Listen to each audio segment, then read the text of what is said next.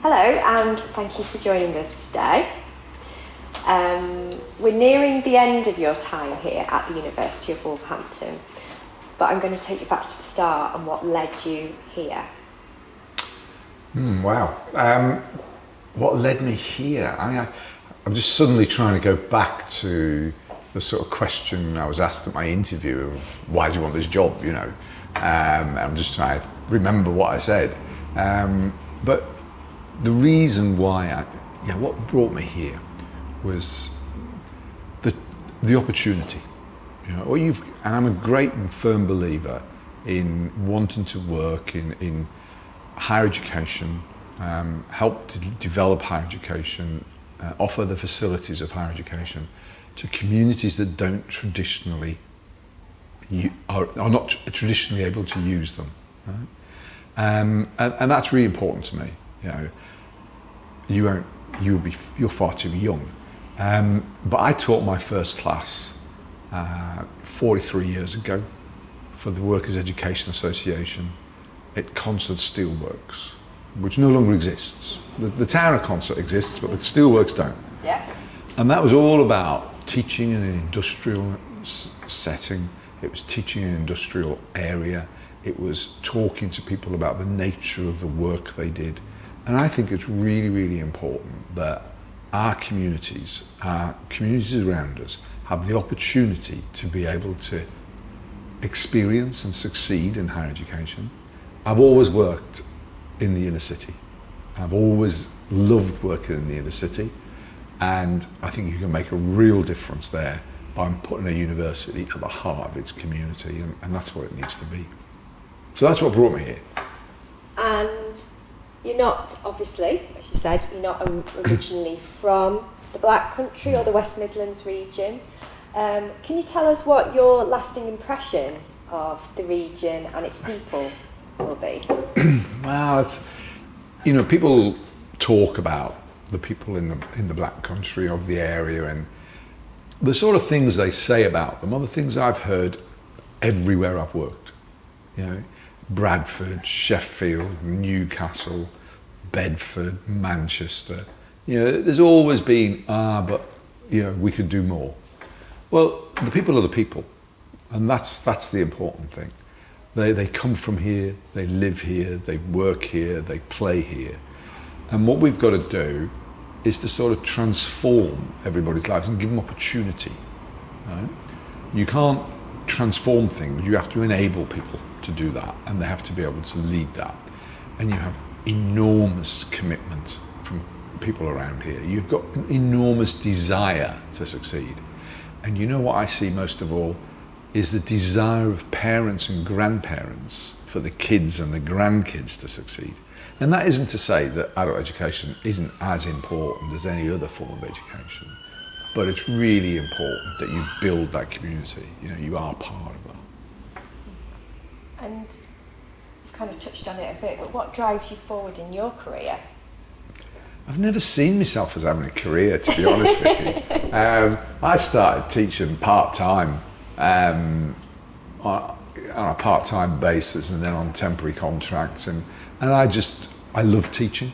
I really love teaching, and that is going to be the biggest loss for me, is not teaching and not engaged in research. I can engage in research, but not teaching. It's going to be hard. Even though, as my module leader Rebecca would say, I need to get my notes better up to date. But because you carried on teaching here when you were Vice-Chancellor, didn't you? Oh yeah. Tuesday mornings, if you go down the business school, they know I'll go down there for a cup of coffee on my way to my class and everything. You know, I love it, and I do not. I don't think any academic enjoys the marking. But you learn so much from the marking as well. Mm-hmm. So I love the dialogue with students and the teaching with students. It's absolutely fantastic. What was the question then? What has driven you forward in your career? Oh, right. Well, I never really had a career. I just sort of went from one job to another and opportunities came around. I haven't moved around a lot really, in 40 odd years. I was at I worked in Sheffield for nearly 20 years and Bradford for 12 years. I've been here 10 years. I've generally early in my career did different jobs, but it was always about something that came around that was, oh, that looks quite interesting within the same organisation and doing things. So I never really had a career. I did though, once I got to a very senior level at the University of Bradford, I thought, well, maybe I do need to go and see what the next level is like. And coming here was just, wow, awesome opportunity, an awesome experience. That's good. And what makes you happy about what you achieve every day?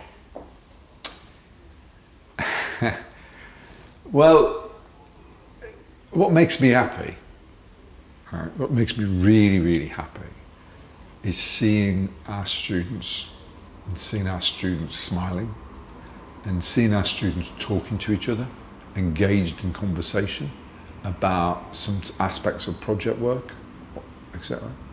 You know, I guess I've been a bit unlucky in health reasons over the last few years. But you go into the hospital in Wolverhampton, or you go to the particular GP or wherever, you know, wherever you go, Wolverhampton graduates, they're our graduates, you know, and you see the difference you're making to people. I'm not making that difference, but we as a university are making to people's lives. And seeing the difference that you make to somebody's life is amazing. And you know yourself from all the press stuff we worked on, you know, that stuff about helping people with their individual life chances, you know, helping them succeed, because everybody's got lots in. Let's help them get there, and that's what we do, and that makes me happy. But I guess also, you know, the fact that we use that expression, the University of Opportunity, and because that's what we do, that's what we are. Students get opportunity, staff get opportunity, community gets opportunity. That's what it's about. You always see that at graduation, don't you? It's just such a happy time here. It's my favourite time of year. It's mine as well, you know, and I've always enjoyed graduation ceremonies. You know, we get 300 or 400 students at a time, but what's really important is those students bring their families, and our graduation ceremonies are about the families, because people put an awful lot into getting whoever is in the audience onto the stage, and it's all about the University of Wolverhampton community and the difference it makes. They're not quiet affairs; they're very noisy affairs, which is great. Yeah. Absolutely fantastic. I love it. But it's just brilliant. They're just brilliant. Yeah. The smiles on people's faces is what it's all about. Sorry, go on. No, you go on. Well, the bit I always note, always see this, that always makes me laugh, is that I'm on the stage and I'm doing the graduation speech, and as you know, I don't really have a speech. I don't follow a script because I can't follow a script, and I'm just desperately thinking what to say next. And next to me is the sign language interpreter. And I know he or her is thinking, what on earth is going to come next? And you can see the audience. Well, the audience isn't listening to what I'm saying. The audience is not bothered by what I'm saying. The audience is just focused on the sign language. And it's captive and it's brilliant. You know, so, but it always makes me laugh. They're just watching Louise, aren't they? We've worked for a long time together. I don't know what you're going to make of this question. What makes you human? Well, if you ask that to the family, you'd get a particular response, which would be quite short.